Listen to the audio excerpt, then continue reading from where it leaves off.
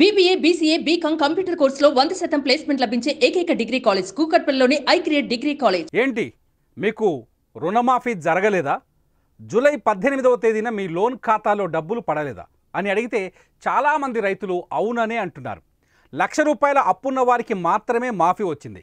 1,00,000 దాటి ₹1 అదనంగా ఉన్నా వాళ్ళ మాఫీ పెండింగ్లో పడింది. ఎందుకు ఇలా జరిగింది? తోటి రైతులకు వచ్చిన మాఫీ మాకెందుకు రాలేదంటూ అనేక మంది రైతులు ఇప్పుడు అయోమయంలో ఉన్నారు. కారణాలేంటన్నదే ఇవాల్టి స్టోరీ. రుణమాఫీ మొదలైంది. జూలై 18వ తేదీ నుంచి రైతులకు రుణమాఫీని మొదలుపెట్టింది ప్రభుత్వం. రుణమాఫీని రేవంత్ ప్రభుత్వం 3 విడతలుగా చేస్తానని చెప్పింది. మొదటి విడతలో ₹1,00,000 లోపు రుణం ఉన్న వారికి అప్పు మాఫీ అవుతుంది. రెండో విడత ₹1,50,000 ఉన్న వారికి మాఫీ వస్తుంది. మూడో విడత 2 లక్షలు ఉన్న వారికి బ్యాంకులో అప్పు మాఫీ అవుతుంది. మరి మొన్న జూలై 18 నాడు 1,00,000 అప్పు తీసుకున్న వాళ్లలో కొందరికి రుణమాఫీ రాలేదు. ఎందుకు? చాలామంది రైతుల్లో ఈ విషయం ఆందోళన కలిగిస్తోంది. ఎందుకు రాలేదు అంటే ₹1,00,000 అప్పు తీసుకోవటం వేరు, బ్యాంకులో ఉన్న రైతు లోన్ అకౌంట్లో ₹1,00,000 అప్పు ఉండటం వేరు. రుణమాఫీ జరగలేదని అడిగేవాళ్ళు ఒక్క విషయాన్ని స్పష్టంగా అర్థం చేసుకోవాలని చెబుతున్నారు బ్యాంక్ అధికారులు. అసలుతో పాటు వడ్డీని కూడా మాఫీ చేస్తామన్న మాటను మరోసారి గుర్తు చేసుకోవాలని సూచిస్తున్నారు. అప్పు తీసుకున్న రోజు మన అసలు 1,00,000 ఉంటే మొన్న వచ్చిన మాఫీలో ఆ రైతు పేరు ఉండదు. ఇది క్లియర్. ఎందుకంటే అప్పు తీసుకున్న నాటి నుంచి రుణమాఫీ జరిగే నాటికి మనం తీసుకున్న అసలుకు వడ్డీ కూడా తోడవుతుంది. అసలు వడ్డీ రెండూ కలిపి 1,00,000 కంటే ఎక్కువ అయితే వాళ్లకు మొన్నటి విడత రుణమాఫీ జరగదు. ఇక్కడ గమనించాల్సిన విషయం ఏంటి అంటే అసలు వడ్డీ రెండూ కలిపి ₹1,00,000 లోపు ఉన్నవారికి మాత్రమే జూలై 18వ తేదీన రుణమాఫీ జరిగింది. అంటే అసలు మిత్తి రెండు కలిసి ₹99,999 కంటే తక్కువ ఉంటేనే తొలి విడత రుణమాఫీ వస్తుందన్నమాట. ఇలా రాని వారికి ఆగస్టు 15 లోపు రుణమాఫీ తప్పనిసరిగా వస్తుందని చెబుతున్నారు అధికారులు. కొందరు రైతులకు మొత్తం రుణం 1,00,000 లోపే ఉంది. అసలు వడ్డీ కలిపినా కూడా 1,00,000 దాటలేదు. అలాంటి రైతులకు కూడా కొందరికి రుణమాఫీ జరగలేదు. ఎందుకు అంటే దీనికి ఒక కారణం ఉంది. మీరు బ్యాంకులో తీసుకున్న అప్పు తారీఖు ఎంత అన్నది ఇక్కడ చాలా ముఖ్యమైన పాయింట్.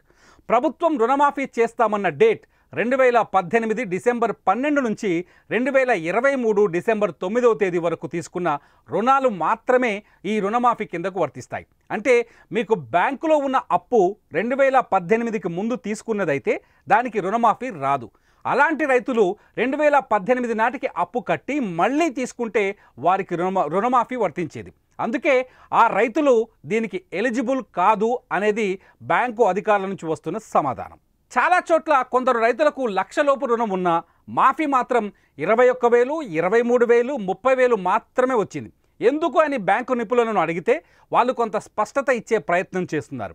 2023 డిసెంబర్ 9 తర్వాత లోన్ తీసుకున్న వారికి మాత్రమే ఈ పరిస్థితి వచ్చి ఉంటుందని చెబుతున్నారు. 2023 డిసెంబర్ 9కి ముందు బ్యాంకులో వారికి ఎంత అప్పు ఉంటే అంత అప్పుకు మాత్రమే మాఫీ వర్తిస్తుంది. మిగతా సొమ్ముకు మాఫీ రాదని చెబుతున్నారు. అంటే ప్రభుత్వం మాఫీ చేస్తామని చెప్పిన గడువుకు అటు ఇటు ఉన్న రుణాలు మాఫీకి ఎలిజిబుల్ కాదన్నది ఇక్కడ నిపుణుల అంచనాగా కనిపిస్తోంది. మరికొందరు రైతులకు లోన్ 1,00,000 లోపే ఉంది. వడ్డీతో కలిపిన 1,00,000 దాటదు. అయినా రుణమాఫీ రాలేదని చెబుతున్నారు. ఇలాంటి వాళ్ళు వాళ్ళ కుటుంబ సభ్యుల పేరు మీద ఉన్న లోన్లను కూడా లెక్కలోకి తీసుకోవాల్సి ఉంటుంది. ఒకే ఇంట్లో అంటే ఒక రేషన్ కార్డు మీద భార్యాభర్తలు లేదా తండ్రి కొడుకులు తల్లి కొడుకుల మీద లోన్ ఉంటే ఆ మొత్తం 1,00,000 కంటే ఎక్కువగా ఉంటే వాళ్ళకి కూడా తొలి విడత రుణమాఫీ వర్తించదు. వీళ్ళు 1,00,000 కంటే ఎక్కువ మొత్తం రుణం కిందకు వస్తారు. కాబట్టి రాబోయే విడతలో వీరికి రుణమాఫీ వస్తుందని చెబుతున్నారు. వీళ్ళందరికీ ఆగస్టు 15 లోపు ఖచ్చితంగా రుణమాఫీ అవుతోందని చెబుతున్నారు. అయినప్పటికీ ఎవరికైనా అన్ని అర్హతలు ఉండి రుణమాఫీ జరగలేదు అంటే వాళ్ళు స్థానిక ఏఈఓలను సంప్రదించవచ్చని సూచిస్తున్నారు. ఏఈఓ దగ్గర దరఖాస్తు చేసుకున్న వారికి త్వరలోనే సమస్యను పరిష్కరిస్తామని చెబుతున్నారు. మిగతా వారికి మాత్రం ఖచ్చితంగా బ్యాంకులో ఉన్న అప్పులో 2 లక్షల వరకు రుణమాఫీ చేసి తీరుతామని చెబుతున్నారు. 2 లక్షల కంటే ఎక్కువ అప్పు ఉన్నవాళ్ళు మిగిలిన డబ్బును బ్యాంకుకు చెల్లించవలసి ఉంటుంది. అప్పుడే వాళ్లకు రుణమాఫీ వర్తిస్తుంది. లేదంటే వారికి మాఫీ వర్తించదు అని చెబుతున్నారు. రుణమాఫీ జరగని వాళ్ళు కొన్ని విషయాలపైన స్పష్టత తెచ్చుకోవాలని చెబుతున్నారు. అసలు మనకు బ్యాంకులో ఎంత అప్పు ఉంది, దానికి వడ్డీ ఎంత అయ్యింది, అసలు వడ్డీ రెండూ కలిస్తే 1,00,000 కంటే ఎక్కువ ఉందా? ఎక్కువ ఉంటే రెండో విడతలో రుణమాఫీ జరుగుతుంది. అసలు వడ్డీ కలిపి 2 లక్షలు దాటిందా? అప్పుడు 2 లక్షల కంటే ఎక్కువ ఉన్న డబ్బును చెల్లించాలని, అసలు మనం అప్పు తీసుకున్న డేటు ప్రభుత్వం మాఫీ చేస్తామని చెప్పిన డేటుకు మధ్యలో ఉందా లేదా అన్నది తెలుసుకోవాలని సూచిస్తున్నారు. ఏది ఏమైనా తొలి విడత రుణమాఫీ తర్వాత రైతుల్లో అనేక ప్రశ్నలు మాత్రం తెరపైకి వస్తున్నాయి. అనేక అనుమానాలు కూడా మిగిలాయి. వీటన్నింటికీ ప్రభుత్వం ఏ రూపంలో సమాధానం చెబుతుందన్నది ఇప్పుడు ఆసక్తికరంగా మారుతుంది. మరి మీరేమంటారు? కామెంట్స్ రూపంలో మాకు తెలియజేయండి.